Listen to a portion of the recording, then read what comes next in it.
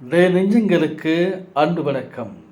அம்மு வானொலியின் சினிமா செய்திகள். நான் உங்கள் அன்பின் காந்தி கலைவாணன். தன் குடும்பத்தினரோடு விஜயை சந்தித்த ரம்பா.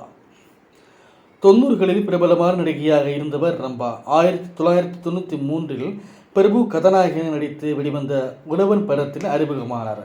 அதற்கடுத்த சுந்தர் சி இயக்கத்தில் வெளிவந்த உள்ளத்தெளித்தார் திரைப்படத்தில் அவரை மிகவும் பிரபலமாக்கியது. அந்த படத்தில் இடம்பெற்ற அழகிய லைலா என்ற பாடல் அதற்கு காரணம். சமீபத்தில் வெளிவந்த மலையாள படமான குருவாயூர் அம்பன் நடைகள் அந்த பாடலை பயன்படுத்தியிருப்பார்கள். விஜய் ஜோடியாக நினைத்தேன் வந்தாய், என்றென்றும் காதல், மின்சார கண்ணா ஆகிய படங்களில் நடித்தவர் ரம்பா.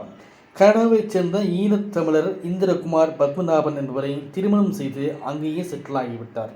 அவர்களுக்கு 2 மகள்கள், ஒரு மகன் இருக்கிறார்கள். அதன் பின் சில டிவி ஷோக்களில் நடுவராக பணியாற்றி இருக்கின்றார் ரம்பா.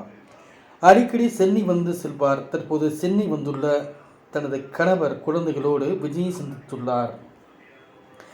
பல வருடங்களுக்கு பிறகு உங்களை சந்தித்த மகிழ்ச்சி, தமிழக வெற்றி கழகத்துக்கு வாழ்த்துக்கள் என பாராட்டியுள்ளார்.